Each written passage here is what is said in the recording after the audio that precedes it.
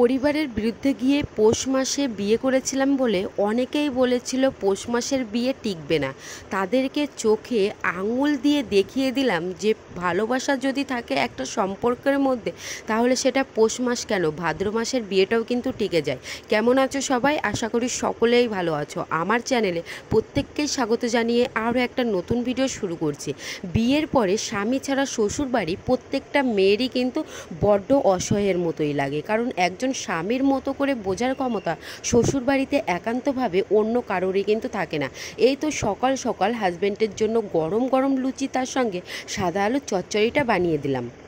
3 বছর রিলেশনশিপে থাকার পরে দুজনের সিদ্ধান্তে হঠাৎ করেই কিন্তু আমাদের বিয়েটা হয়ে যায় পৌষ মাসেই। তাই অনেকেই বলেছিল পৌষ মাসের বিয়ে কিন্তু টেকে না, অভাব যখন ঘরে আসবে তখন এরকম ভালোবাসার জানালা দিয়ে কিন্তু পালাবে।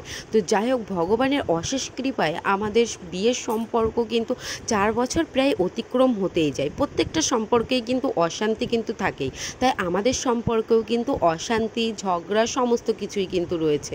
তবে ভালোবাসাটাও কিন্তু একে অপরের প্রতি যথেষ্ট পরিমাণে রয়েছে, বিশ্বাসটাও কিন্তু সেরকমভাবে রয়েছে। তাই আজও কিন্তু আমাদের সম্পর্কটা বেশ ভালোই কিন্তু রয়েছে। বিয়ের পর থেকে অনেক কষ্ট করেছি, তার একটাই কারণ যাতে আমার এই অভাবের সংসারটা একটু দাঁড়িয়ে যায়। এই তো গতকালই আমার শ্বশুর মশাই রেশন তুলে এনেছিল, তো সময়ের অভাবে রেশনগুলো ঢালার আর সময়টুকু আমি পাইনি। তাই আজকে যেহেতু সময় পেলাম, তাই তো রেশনটা বেশ ভালো করে চালগুলো আমি ড্রামের মধ্যে কিন্তু ঢেলে নিলাম। আর আমরা কিন্তু 12 মাস রেশনের চালই খাই, তো আমাদের কিন্তু বেশ ভালোই লাগে। তো যাই হোক, এই তো রেশনের চাল এখানে আমার ঢালা কিন্তু কমপ্লিট হয়ে গেছে। এবার চলো আটাগুলো গুছিয়ে নিই। রেশনের চাল ও আটা দিয়াতে এরকম অনেক পরিবার রয়েছে যাদের কিন্তু চাল কোনো কিছুই কিন্তু কিনতে হয় না। তো সেরকমটাই কিন্তু আমাদের, যখন বাড়িতে একটু লোকজন আসে তখনই একটু কিনতে হয়, তাও অল্প পরিমাণে। তাছাড়া আমরা যে চাল পাই সেই চালেই কিন্তু আমাদের মাস কিন্তু পার হয়ে যায়। তো রেশনের চাল পেয়ে অন্তত 1 মাসের চিন্তা কিন্তু মাথা থেকে নামলো। এই তো এখানে সিঁড়িটা বেশ ভালো করে কিন্তু ধুয়ে আমি পরিষ্কার করে নিলাম। আর বর্ষাকাল শুরু হয়ে গেছে, আষাঢ় মাস পড়তে এত পরিমাণে বৃষ্টি শুরু হয়ে গেছে সেটা বলে বোঝাতে পারবো না। তো প্রত্যেক দিন বৃষ্টি, সেটা সকাল দুপুর বিকেল মানে কোনো কিছুই মানছে না, এক নাগাড়ে বৃষ্টি এরকম ঝিমঝিম করে শুরু হয়ে যাচ্ছে। তো হালকা হালকা বৃষ্টি হচ্ছে, এর মধ্যেই কিন্তু সংসারের কাজকর্মগুলো আমি সেরে নিচ্ছি। এই তো এদিকে হচ্ছে সিঁড়িটা বেশ ভালো করে ধুয়ে পরিষ্কার করে নিয়েছি, তার সঙ্গে উঠোনটা একটু ঝাড়ু দিয়ে জলগুলো একটু সরিয়ে দিলাম যাতে উঠোনটা স্লিপ না হয়। আর আজকে আমার শাশুড়িমা বাড়িতেই ছিল, সপ্তাহের একটা দিন তার কিন্তু ছুটিই থাকে। তো তার এত বয়স হওয়া সত্ত্বেও ডেলি কিন্তু কোম্পানিতে কাজে যায়। সেই সকাল 6টা থেকে বাড়ি থেকে বেরিয়ে পড়ে, আবার কিন্তু রাতের বেলা 8:30 নাগাদ বাড়িতে আসে, কারণ সেও চায় যাতে তার ছেলের একটা সুন্দর বাড়ি তৈরি করে দিতে পারে।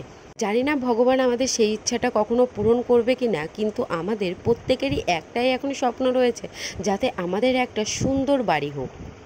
আমার শ্বশুর বাড়িতে কেউই কিন্তু বসে থাকে না, প্রত্যেকেই কিন্তু যে যার কাজে কিন্তু ব্যস্ত থাকে। শুধু আমিই বাড়িতে থাকি, বাড়িতে থেকে শুধু সংসারে কাজকর্মগুলো করি। তাছাড়া আমার শাশুড়ি মা, আমার শ্বশুর মশাই, আমার হাজবেন্ড, 3 জনই কিন্তু কাজই করে।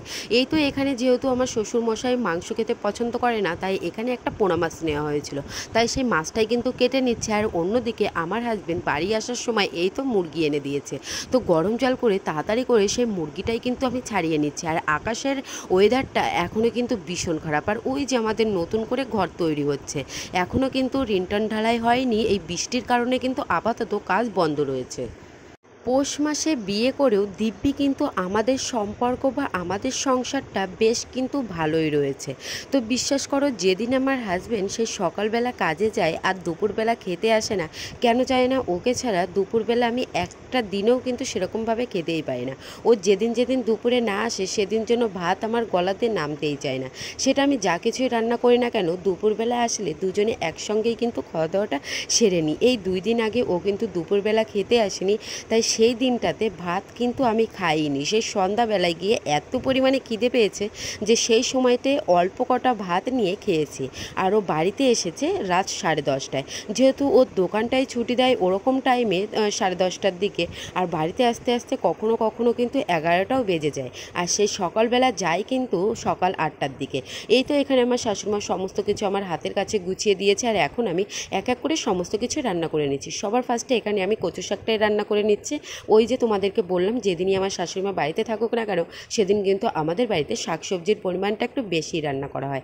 এই তো এখানে ছোলা দিয়ে পেঁয়াজ রসুন লঙ্কা কুচিয়ে বেশ ভালো করে কিন্তু কচু শাকটা আমি রান্না করে নিলাম। আর মাছের ঝালটা আমি আগেই রান্না করে নিয়েছি, এবার হচ্ছে মাংসটা রান্না করে নেব। তাই সমস্ত মশলাগুলো বেশ ভালো করে কষিয়ে নিয়ে এই তো এখানে মাংসটা কিন্তু দিয়ে দিয়েছি। আর আজকে না একটু মাংসটা বেশ পরিমাণেই হয়ে গিয়েছিল, তাই একদিনে কিন্তু খেয়ে শেষ করতে পারিনি, পরের দিনও কিন্তু খেতেও হয়েছে সেই দুপুর অবধি। তো যাই হোক, এই তো এখানে হচ্ছে মাংসটা বেশ ভালো করে কিন্তু আমি কষিয়ে নিচ্ছি।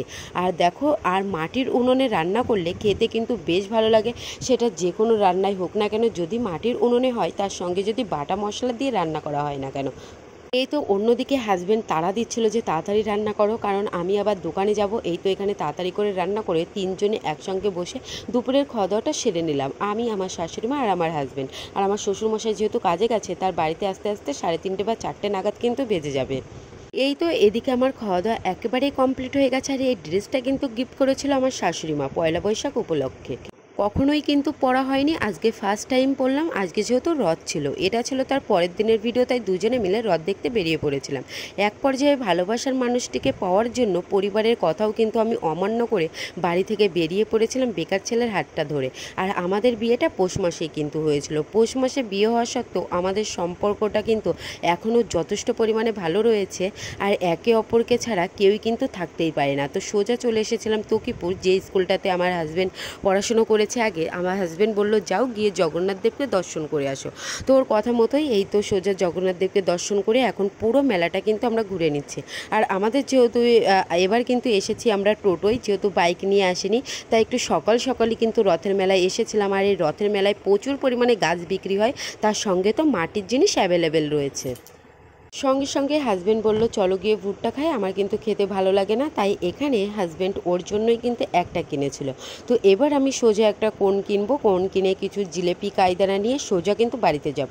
তো এখানে একটা আইসক্রিম নিলাম। এবার খাওয়া দাওয়া করে জিলেপি নিয়ে তারপরে কিন্তু সোজা বাড়ির দিকে রওনা করব। যারা বলে পৌষ মাস ভাদ্র মাসে যারা বিয়ে করে তাদের বিয়ে একেবারেই টেকে না, কথাটা একেবারেই কিন্তু ভুল। একটা সম্পর্কে যদি ভালোবাসা যদি থাকে তাহলে সেটা যে কোনো মাসই হোক না কেন সমস্ত বিয়ে কিন্তু ঠিকই টিকে